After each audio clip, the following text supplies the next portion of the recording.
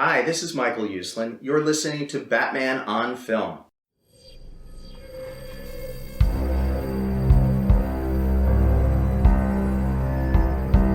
I'm vengeance.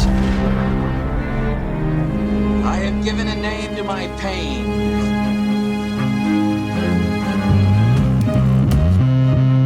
The Batman. Always waiting for some Batman to save you. It's simple.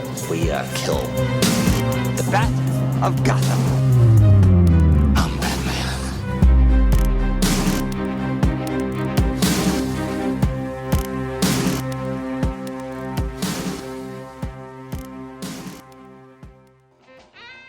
Welcome to episode number 112 of the Social Hour, a BatmanOnFilm.com podcast. I am the host of this BOF show and also the founder of Batman on Film, Bill Ramey. Joining me today is senior BOF contributor Ryan Lauer, who is a Comic-Con aficionado deluxe. Yeah, sure. That's a good way to describe it. There you go. The aficionado deluxe. The aficionado deluxe. You got to, put a little extra oomph on it at the end there. What? Yeah. So, you want to give a 30-second recap of your experience down in Chicago, right? Well, I should say up in Chicago from where I'm at. You were over in Chicago. I was last week to their C2E2, which was a blast, a lot of fun. And here I am. I'm late to the game, Bill, because I'd never done the con experience. It's the first con you've been to? Friday. First con ever. Really? Okay. Yeah. So many are surprised by this as well. I guess I've just been intimidated. Also, like, I don't know. I don't know. I've seen the crowds. And they've scared me away, but I took the plunge, went with some friends that I work with, had a lot of fun, got to sit and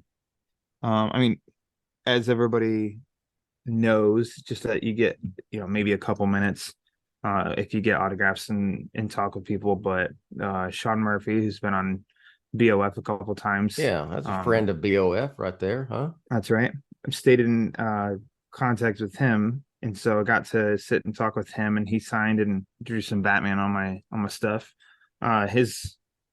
His wife is in the same booth as him, and she wrote the Harley Quinn White Knight spinoff, and then she's teaming up and doing the Generation Joker, the next spinoff that's coming up, and then Dustin Nguyen, Brian Azzarello, Stephanie Phillips, and then Scott Snyder and Tony Daniel. So, those are books of people that I took that I wanted signed, and I got them all signed. All right. And I'm not like massive, like I need to get every single signature of everybody's and stuff like that. It's just like certain books from certain, like, so I have a lot of Sean Murphy books in his work, and I have a lot of Scott Snyder's books of work and Tony Daniels and stuff like that. And Azzarello is obviously with Bermejo. So when it comes to certain creators, and like, oh yeah, definitely, I'd like their autograph. That'd be fun. What else was there that did you take in anything else besides just Artist Alley stuff? No. Okay. They had a lot of action figures. Some were pretty damn expensive. Kevin Eastman was there, but it's just like the co-creator of the Ninja Turtles. Every time we were by him, we were on our way to something else, and there was like just a little bit of a line.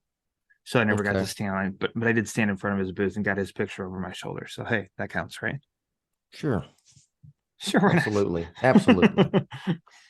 Hey, if you're in the same frame and that it's printed, or you got a picture, you're in the same frame with someone, it counts. 100%. Counts. Mm-hmm. Yeah. But overall it was fun, and I'll do it again. Dallas Fan Expo is in June, and Lee Bermejo.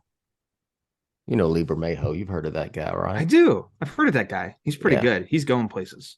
He told me he was going to be there and would I be in town?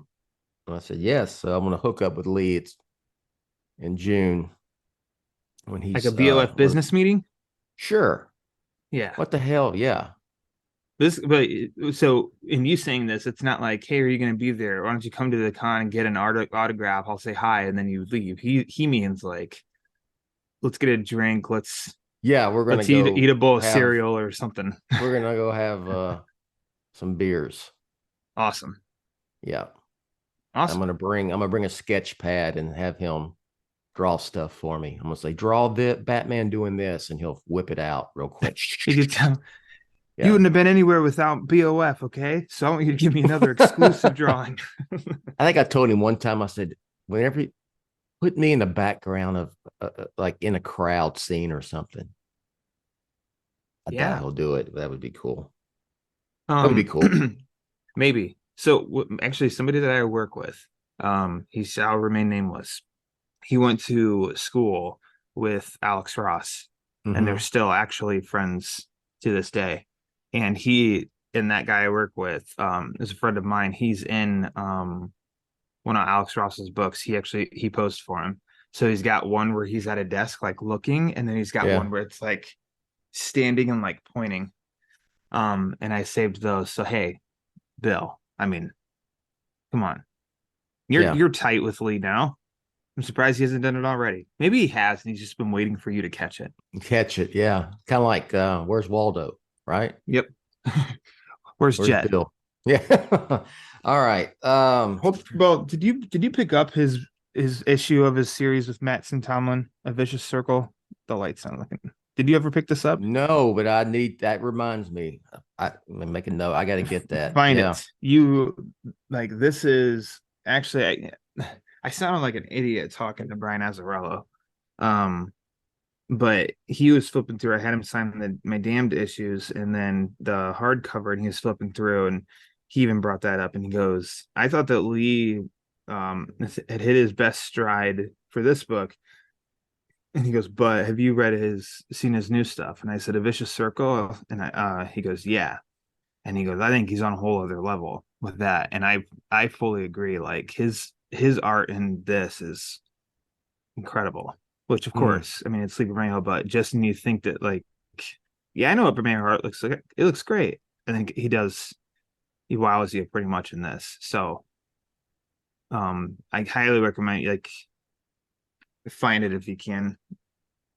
I seriously made a note right here. Because I knew that he had, I don't have that slipped under my radar, man, because I knew Lee was working with Mattson Tomlin on something. Yeah. This kind of flew under the radar, I guess, right? It did. I don't want to misquote, but I know it, it's not DC or Marvel. Yeah. So it's more like Boom Studios. Yeah. But yeah, I mean, unless you're following both of their accounts and seeing them post about it, I could understand how it'd be a little harder to see. But and also it's one that's going to take time. It's it's in the format of Black Label, of like the magazine cover or the magazine size, and it's supposed to be 3 books. The first one was in December, I think, and the next one's not until July. So it's pretty spread out too, but also not surprising with how good Lee's art is inside it. So Mattson Tomlin writing, Lee doing the art. Mattson Tomlin is the co-writer of the Batman Part 2. He also contributed to the Batman Part 1. It's all connected. Now I was going to say, you know what this means. Yeah. It's all connected. It's all connected. Everything is the way it should be too. All right. Well, speaking of the Batman Part 2. Speaking of it's all connected. Maybe. Right? Yeah. Maybe speaking of the Batman Part 2. I wanted to talk about this because I have some various thoughts about this news, quote unquote, and how it was picked up by other outlets. once it dropped. This was on Deadline end of last week. So I'm checking my story, and it's March 29th, 2023. Her Deadline, filmmaker Mike Flanagan has pitched a solo Clayface movie to DC Studios head honchos James Gunn and Peter Safran. Here's a blurb from the report, I say, and here it comes straight from it, from Deadline. Word is that Flanagan and his intrepid Pictures partner Trevor Macy had a meeting with DC bosses James Gunn and Peter Safran. Flanagan, we understand, wasn't pitching the character to be part of Matt Reeves's DC Elseworlds, the Batman Part 2. However, sources tell us that the scripts are it is for a separate DCU project. And then they have a little blurb, regarding it not being part of the Batman Part 2. That said, other sources are telling us that scripts are constantly changing, and Clayface is a big addition to Matt Reeves's film. So, just based on that, what I said and what you read, what's your thoughts? I, like you, have some thoughts. And I remember texting you, and then I got very self-conscious that maybe what I sounded like to you was how a lot of other people were sounding on the internet, and so that I had to double check with you, like, hold on a second, no, wait, just make sure that this isn't how I sounded. Just the idea in itself, and then we can get into some other stuff. The idea in itself is interesting.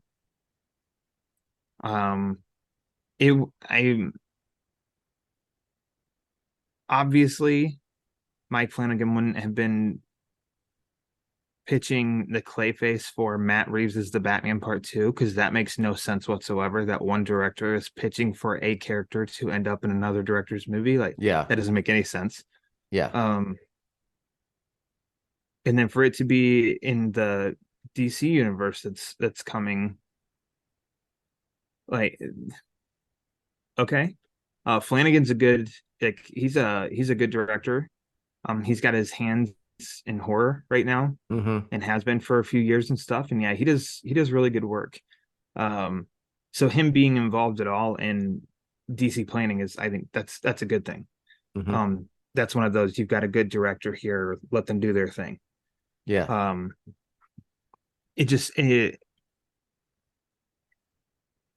Okay.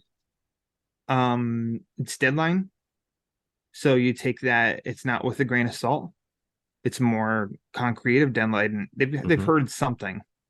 And then Flanagan he ended up even tweeting about it. Correct.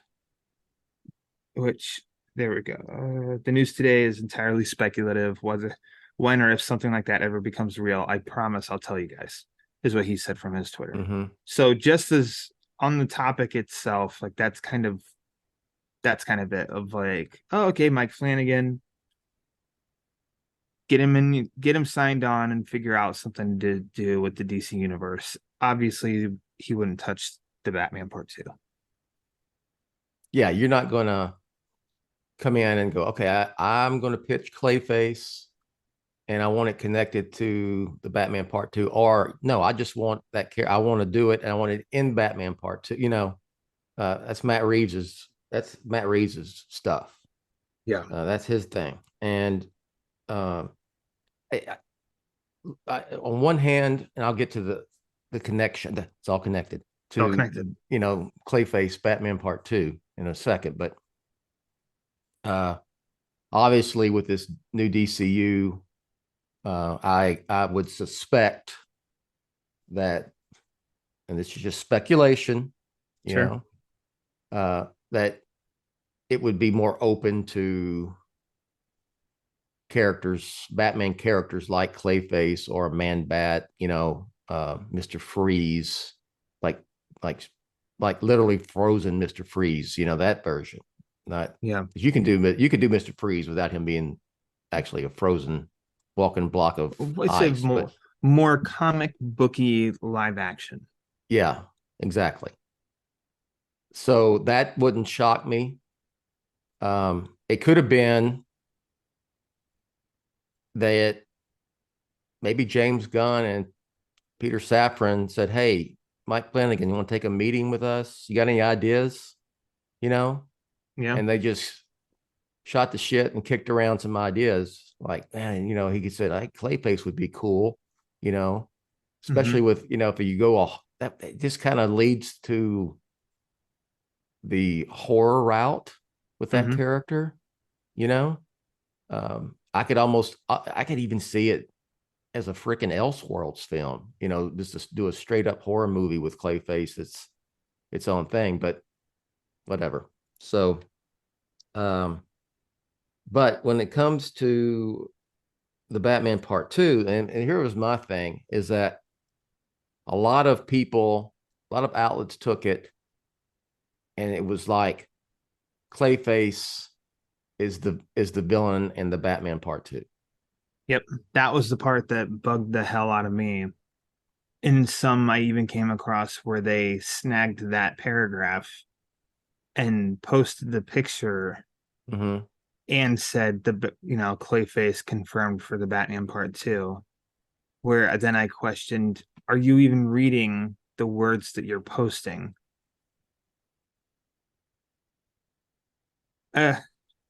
Like, that's not what they said.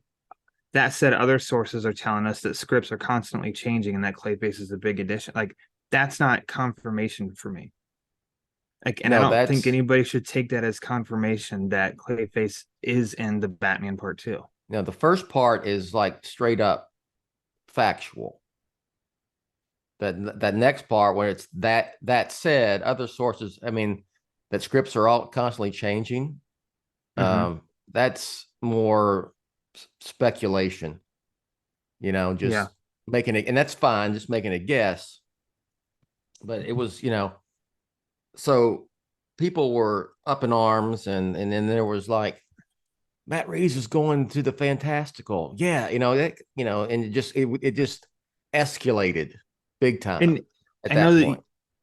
that many of us, so starting with you, of course, and then trickling down to us Bat Boys that contribute to BOF, and then also people that read to BOF, we all get very annoyed and flustered with that you just said, of like, if you take the time just read the article, that is not what it's not confirming Clayface is being in the Batman Part Two. And it irks us a little bit because that then became the headline rather than, and for an article, this is actually a really short article. Like this would take you maybe 2 minutes to read, and you can't read a 2-minute article. Instead, it's just commenting on these Twitter headlines that say Clayface confirmed. That's like, and then you have to be, that became the headline. And it's annoying to me that people, I mean, no offense to the all the folks, the nice, fine folks who are members of the Batman on Film Facebook group, but there are many occasions where people have posted an article from suspect outlet. I'll just leave it that way. And they posted it based on the headline of the article. And then people are reading just the headline. And then there's reaction based on just the title of the article. Right. And so if the title is Clayface confirmed for Batman Part 2, then there's a whole freaking can of worms opened up, and then reactions, and then expectations. You see people get upset when you point out, well, that's not really what it says, because it's like they got, oh yeah, Clayface, big shape shifting pile of mud's going to be in the Batman Part 2. Matt Reeves, maybe that'll make Man Bat will be in it, and Mr. Free, and then And then you start pointing out, well, that's not what it says. And it's like people get themselves, they lead themselves to a point where they get upset because what you know what I mean? Am I making sense here? So yeah, like you said, it's just like a domino effect. Yeah. So then it's just it's not being angry with anybody or anything like that. It's just like, just take the extra 2 minutes and just read the article. Yeah, and then, read the article. And that's it. Read the article. So that was the part that irked me kind of like the most on this. Yeah. And I'd sent something to you because I was tracking. I'm like, I know that you do in the BOF Facebook group on Twitter as well. I'm like, I know you did a Clayface post of panels a while ago, and I tracked that down and I told you, I sent it to you, and then I forget what you'd said, and then my response, that's where it almost sounded like I was acting like somebody that didn't do the work. And then I was shit, no, don't fire me. I'm not dumb. Okay, so that brings up this point. Back, this has been a few months ago when it was in one of the trades. I don't know if it was Variety, Hollywood Reporter, or whatever, or Deadline, the Wrap, one of them. They was like, talking about how Matt Reeves is expanding the Batverse, the Batman universe. And, there were other projects that have been kicked around, like Clayface, and I think Professor Pig, was that one of them also mentioned at that time? Do you recall this? Yeah. Yeah. I don't know if they mentioned another one besides that, but I'm quite sure that when these creatives are kicking around ideas, all kind of things come up, possibilities, so we have heard the Clayface thing before. I've heard scuttlebutt about Clayface, but it's not necessarily the Clayface that a lot of people expect. Let me ask you, I'll just, and this is I'm not trying to put you on the spot or anything, but based on the Batman, what you saw in the Batman, based on what we know about the Penguin, basically it's a mob tale. And the things that Matt Reeves has said, and the epic crime saga that he's planning for this hopefully trilogy of films, the story, does a shape-shifting fantastical character fit in to that world? Off the top of my head, I say no. Okay. So, but if you know a little about the history of Clayface, the original incarnation was not a shapeshifter. That's right. It was someone who wore an actor, a failed actor, a disgraced actor, Basil Carlo, who went on a rampage and was master disguise and wore a clay mask and was known as Clayface for that reason. That certainly could fit in Matt Reeves's Batverse. And that fits. Not sure how, because I'm not a creative, but you take that premise, because my focus is just the epic crime saga. It seems like that is what the overall story of this incarnation, Matt Reeves's Batman films wants to tell. Yeah. So go ahead. I'm just Basil Carlo.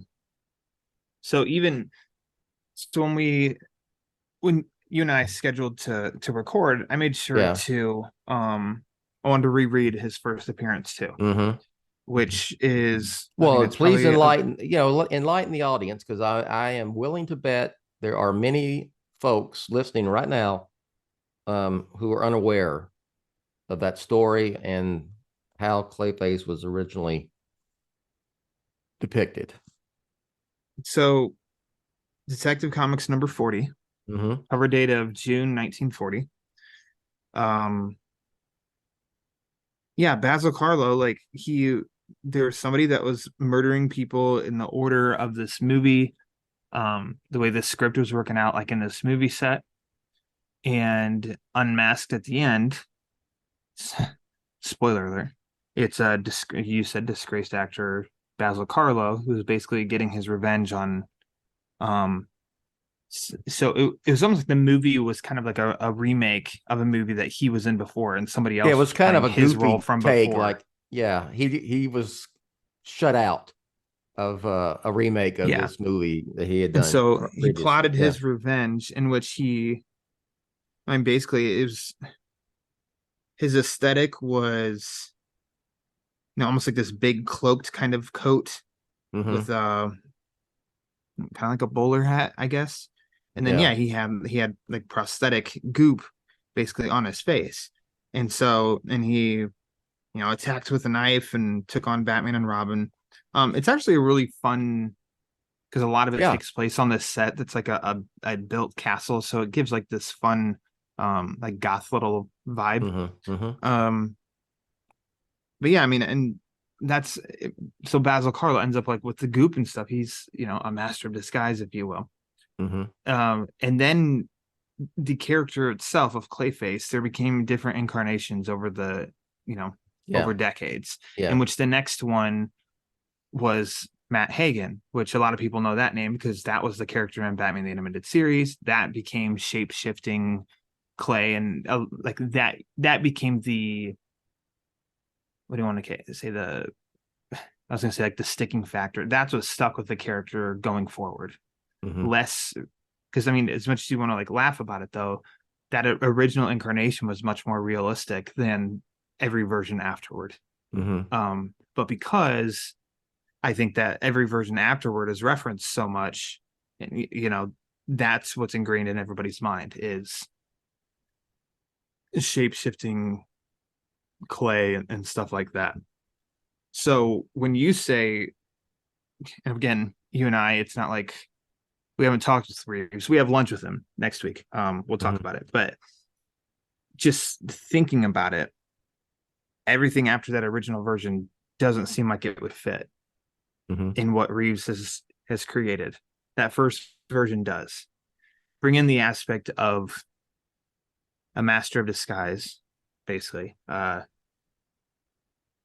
know you could say like Riddler was a serial killer, but I mean, that's a route that seems like it fits. Yeah, because it's smaller and more personal, and I don't know, there's more drama and stuff that way. I think there's also, we still have a lot of fans still have that mentality of who's the villain. Yeah. And then the story is created around the villain. You know what I'm saying? Yes, and I do get that. Like, I honestly do get that, because it's always very exciting, because Batman, this is like, I'll argue this all day, Batman has by far the best villains and number of villains than anybody else in comics. Yes, Spider-Man's close, but I think Batman tops Spider-Man for sure. Oh, yeah. So that's always an exciting factor too. Is what's the villain? Who's the villain going to be in something as well? Genuinely, my excitement though is there's another Batman movie coming. Awesome. Like, Batman's coming. There's more Batman coming.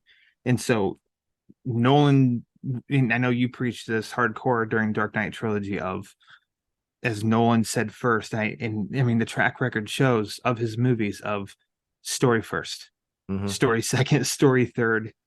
Then we see what villain fits with the story. Not, we're going to use Clayface. All right, let's build a story around that. And Reeves himself, I'm pretty sure it was with him, had said that he'd noticed a lot of times with superhero movies that it does become focused on the villain. Yeah. And that's not the right approach. Well, and he has said multiple times, and even recently, that no matter what the story is for the Batman Part 2, no matter what the story is for the Batman Part 3, it is that at the end of the day, it's about being focused on Bruce Wayne. And that's the overriding factor. So going back to, Clayface. Oh, what, then you start thinking of what Clayface does. Even if you take the original incarnation, he was a serial killer who was mad that he didn't get cast in a remake of The this movie he was movie. in. Yeah. It's a very 1940s also, story. Listen, it is. It could totally be like Yeah. retold today too, because remakes are very common these Yeah. days. Even I think that's a plot line that could be used today in a Clayface comic book story or something too. Yeah. I think Because the name, and I'm going to get off on a tangent and I'm going to lose my original point, but it's like, Basil Karlo, there's a little bit of Boris Karloff. Yeah. And then, also him being the master of disguise. Then you get like Lon Chaney's senior, Yeah. Some people don't have any idea who I'm talking about. Use the Google machine, y'all. Universal Monsters. Yeah, Lon Chaney senior. You'll recognize, he was silent movie actor. The Phantom of the Opera, probably the most well-known a monster aesthetic for that particular, not the musical, but the movies, Hunchback of Notre Dame, So anyway, but I could, I'm not a creative. I always say that, and so my ideas are probably nonsense. But I just would think that, okay, we're going to take this Clayface, we're going to try to fit this into this epic crime saga. We know that the Penguin picks up right afterwards, and then it's going to lead into the Batman Part 2. So there are going to be some things overlapping here between the Batman Part 1, the Penguin, into the next film. I don't expect the mob stuff to be resolved and go away after the Penguin. I think it continues on. And so, how do you use Clayface? Well, we're not going to use a shapeshifter. So we're going to stay a little bit. We're going to be grounded. And then, what do? Well, there's the original incarnation, which you described. What if and I'm just saying this, and you can laugh and say this, oh, that's crap, Bill. But what if he's like, he's a secondary character, works for the mob as a hitman, taking people out, and he's a master of disguise. He's there's a different, the crime is the same, so to speak, but hey, it looks like a different person each time, You're trending on Twitter now. Confirmed Basil Karlo to be a hitman, and Matt Reeves is the Batman Part 2. Look at that already. Wow. So I'm just making saying. The rounds. I'm just saying. Well, my point is really not saying, all right, Matt Reeves, look at this idea. That's shit. That's the bee's knees. Yeah, bee's knees. Okay, that was my bee's knees. My 1930s voice. My point is, I don't suspect Clayface to be, quote unquote, the main villain. Like, I guess you could say like the Riddler was for the Batman Part 2. You know what I mean? Sure. I would suspect the use of Clayface, if it's used at all in this, is more as a secondary character in this universe. I'm curious. So something that has attached to that character. Did you read by chance the One Bad Day series, like prestige series, just wrapped up with its you know what? one I did not read any of them, to be honest. The Clayface one was excellent. If you're able to, because I know that BOF gets some special access to read stuff early and everything. If you can still track that one back and just give it a read, I'd highly recommend it. Film has become attached to the character of Clayface with a lot of stories, former actor, wannabe actor, some sort like that. That's something that I think could be done really cool in Reeves's universe. Again, like you, I'm not a creative. I have no idea how that works.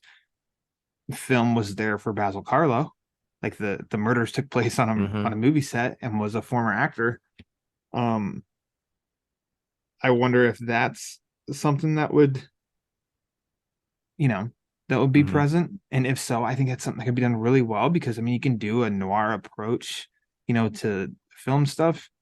Um, and I do get as far as some people just love the preference of fantastical Clayface more so than this version. Mhm. Both versions are valid if Reeves goes one way or the other because like they're both part of the character's history. Mhm. So I don't think I can't tell people what to do, but it's just like I don't think someone should be dismissive if it's not the route of your preference Mhm. because it is true to the character's history. And Clayface, more than maybe any other Batman Rogues member, has the most has the largest cast. So yes, it's Clayface, but I mean you look it up on Wikipedia and there's like 6, 7, Mhm. Clayfaces. Hey, Mhm. there's one Joker. No, there's 13 Jokers. My bad. Yeah. Remember that we came up with that. We That's determined there right. was, yeah. There's Selena Kyle Catwoman. There's Oswald Mhm. Cobblepot Penguin, but Clayface, it's like da da da da da da da da, like a lot of different names. Um, so I think as we learn more with this character and whatever, if he's used in the Batman Part 2, because it's not confirmed, Mhm. wouldn't that be something? Confirmed, Condiment King is the main villain in the Batman Yeah. Part 2. Yeah. Oh wow, okay. So all this hoopla over nothing for Clayface. Um, so that's just kind of like another point I think to hit on too. Yeah. Yeah. And I will say this. Um, I have 100% trust in Matt Reeves when Yeah. it comes to Batman. If by chance Clayface is used, he uses Clayface at some point and it's a shapeshifter, I will go not the route I would expect, but since Matt Reeves has made that decision, I will watch and determine once I actually see the final product because I trust Matt Reeves. But Mhm. that's now with that said, about that said, Yeah. I just don't see I think I just don't see that version. What was the without spoilers, but what was the one bad day Clayface? What was it in a More nutshell? fantastical.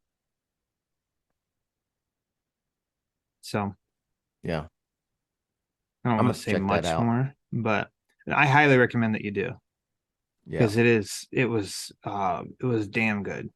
Pete and I both loved it. We talked about it on my show. And Okay. yeah, Definitely gonna check it it's out. it's great. It's worth a read if anybody hasn't read it. A pricier book, but I mean it's a longer book too. I was trying to think of because then you had the Batman um animated series, Mm-hmm. Clayface, Detective Bennett, Mm-hmm. Ethan Bennett was in that, Ethan but Bennett. Yeah. that was the fantastical, Clayface. I was trying to think of I'm unaware when it comes to like Super Friends. If he showed up in that. I hadn't watched enough Super Friends. Do you remember any animation at all before the animated series? I I don't recall. Gotcha. Okay. Not saying he was not. I just did Yeah, not recall. sure. So the bottom line is, well, let's let this Wait and play see. out. Yeah. Wait and see. Look. Nothing was confirmed. Don't jump to Yeah. conclusions. When something is confirmed and it's not what you thought was already confirmed, don't be mad because nothing was confirmed. Yes. Wrap your head around that. There you go. And the moral of the entire story is read the entire article, please. That too.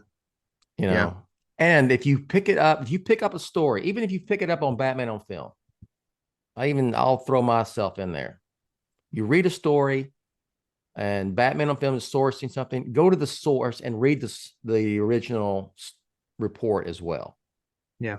If I'm You always sourcing link the original report. if I'm sourcing death, and I do it multiple times, I am very meticulous about making sure that I give credit to the original source. So I'll have it linked in the beginning.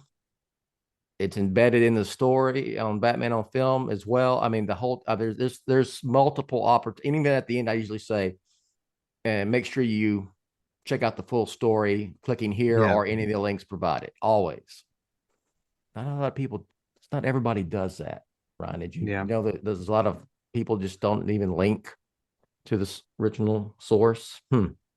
But yes, that's my recommendation. That's my PSA for today. Whatever outlet you pick up a story, especially in this day and age. I mean, with fan driven media, fan media, fandom genre stuff. There's like 10 billion freaking websites, blogs, and podcasts and all that. And many of them said confirmed. Clayface is in the Batman Part 2. Yeah. Which maybe he will be. But it wasn't confirmed the day that they said it. Did you know that we are basically, it's the 5th of April as we record this, 2023. The Batman Part 2 comes out on the 3rd of October, 2025. We were like basically exactly 2.5 years away from the Batman Part 2. My goodness. Coming up fast. So fast. We should be getting a lot of stuff here soon. The Penguin is filming as we speak. And they'll be filming the Batman by the end of the year. So let me switch gears before we leave. I just want to ask you, do you look at set pictures when they show up online? I'd say it depends. And then even that, I'm not like right on the line of it depends, yes or no. Leaning even a little bit more no. But pending the subject, I might just go ahead. But then also now too, it's kind of unavoidable. Yeah. The reason I bring that up, just by other people retweeting and stuff like that, and it just pops up in the feed anymore. You can I guess you can probably infer what I'm referring to. That would be Joker 2. Yeah, in which a trade even posted. Yeah, and that's where I'm going to go to. I've seen the Joker stuff, Joker 2 stuff that's come out. I'm not sure how spoilerish the stuff is. Now, Batman on Film's policy is I just don't put set pictures up. And let me be clear, they're not illicit.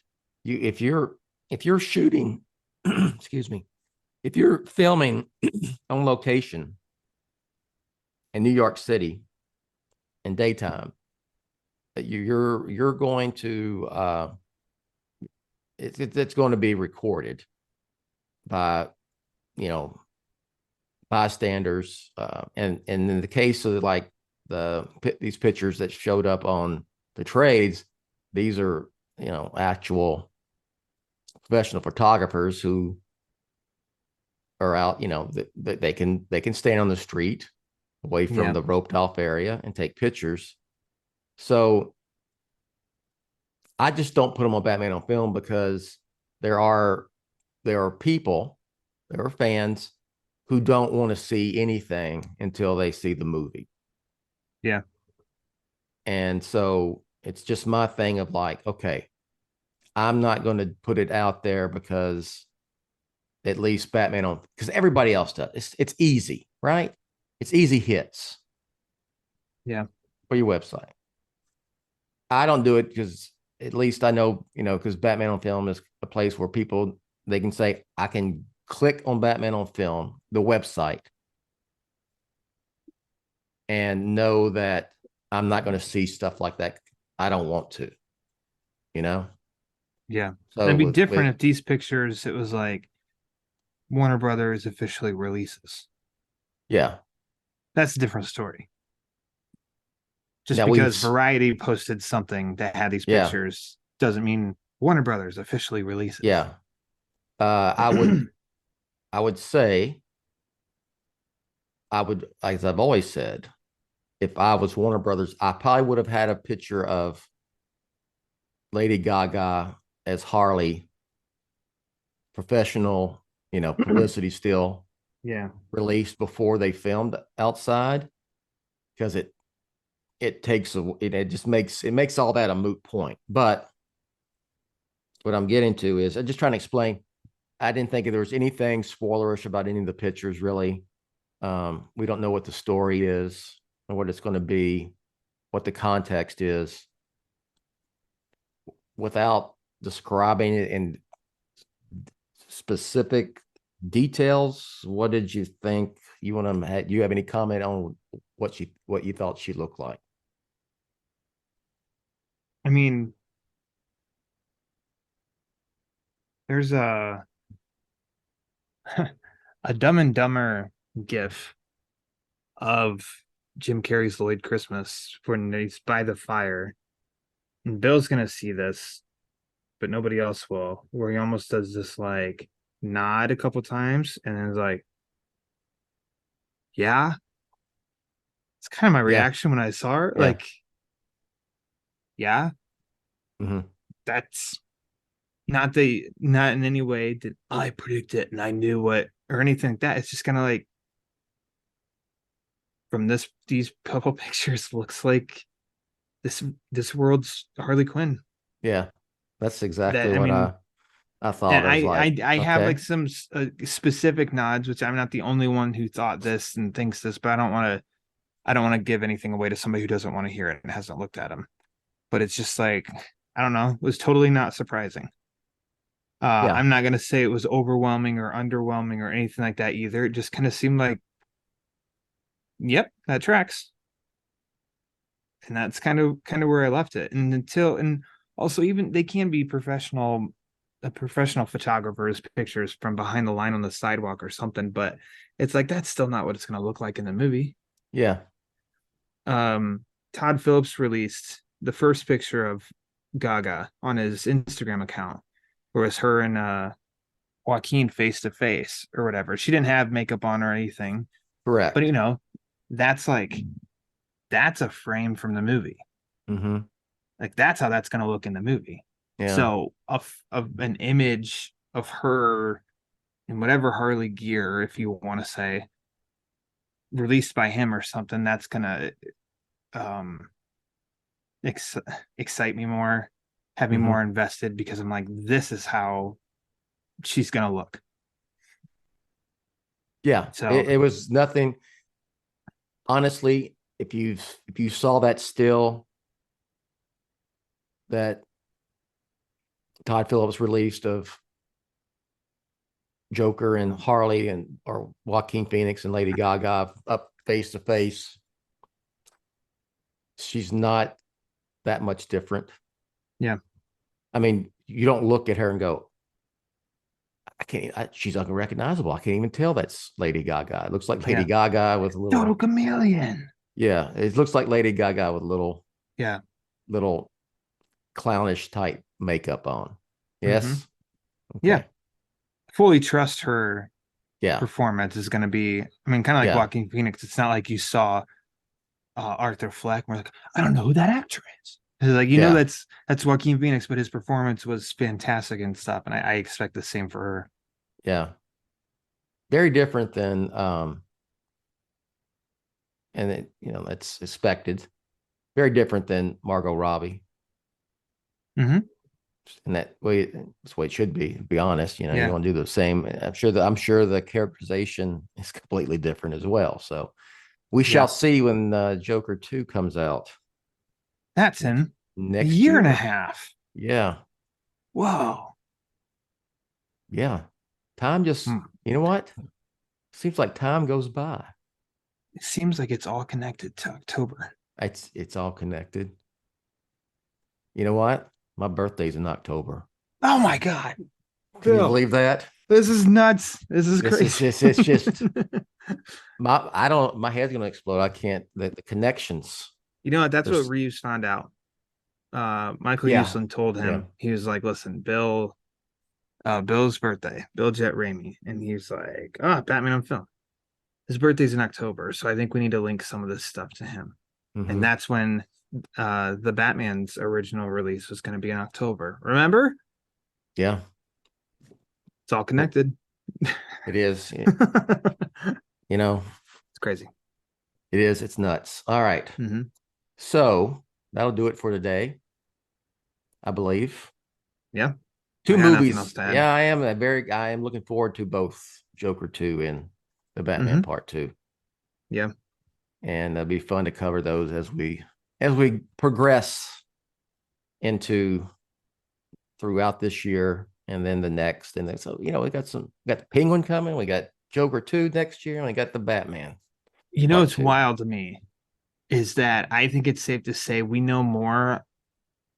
We maybe know more of the Batman Part 2 than we do Joker 2. Yeah.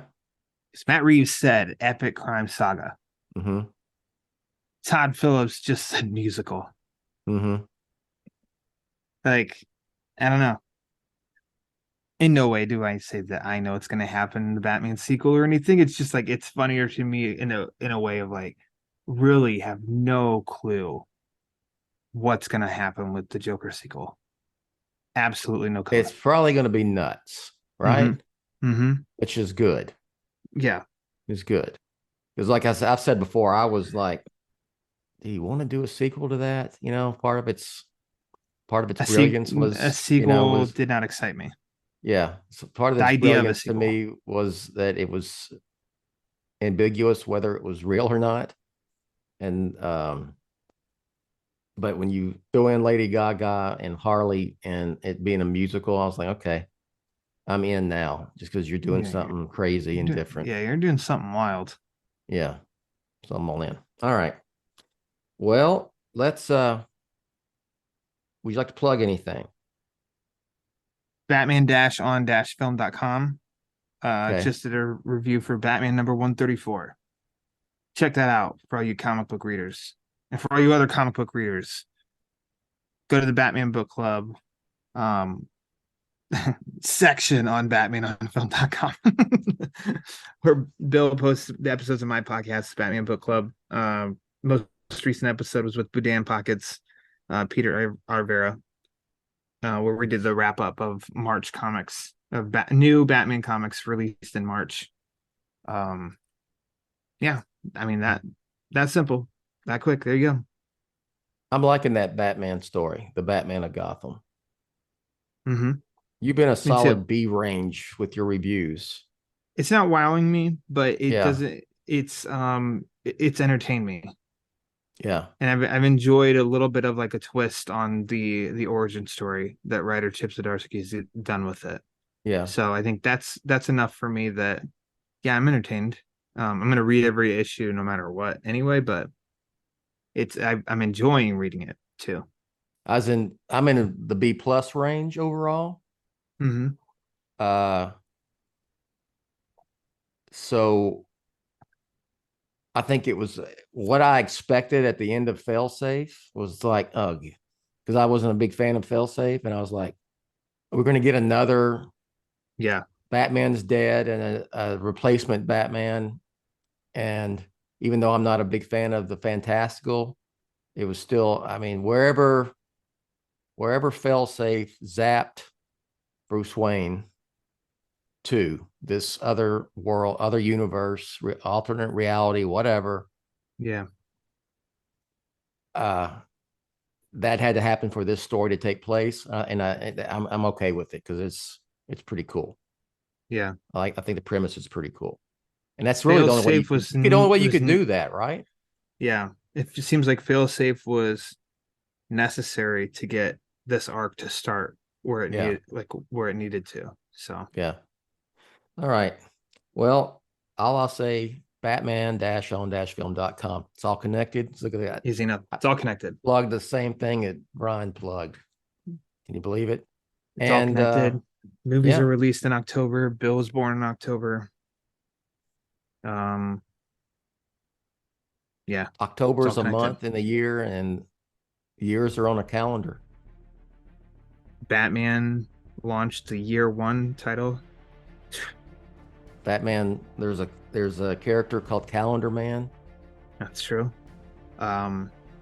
Halloween is a holiday on the calendar, takes place in October, and was in the Yeah. Batman. Oh my God. And then the Long Halloween is a big influence on the Batman and the Dark Knight. This shit's all connected. It is. It all started with October. So there's got to be a mathematical formula for this somewhere There is. that shows Christopher how Nolan figured it out. it's all connected. Yeah. It's It's gonna great. be- that's good. Mind blowing. That's his next movie after Oppenheimer. What was the Timbers? Or was it called just Timber?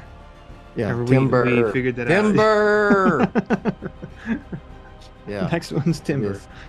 And then after Yes. that, I don't know. Yeah, some you have to kind go of figure. fun Well, name. if you want to know what we're talking about, go figure it out. It's something to Do with the tree work. falling. Yeah. Only. Yeah. Okay. I could go on and on with this. Yep. nonsense. Oh boy. Nonsense. This is gold. Yeah. All right. Thanks for listening. Announcer Rachel will finish up here, and we will catch you next time. Thanks for listening to the BOF Social Hour, Jet's official vlog and podcast on Batman on Film. Follow Jet on Twitter at Batman on Film. Follow the BOF newsfeed on Twitter at The Batman on Film. For Jet and everyone at BOF, I'm announcer Rachel. Authoritative, definitive, the original, Batman on Film, established in 1998.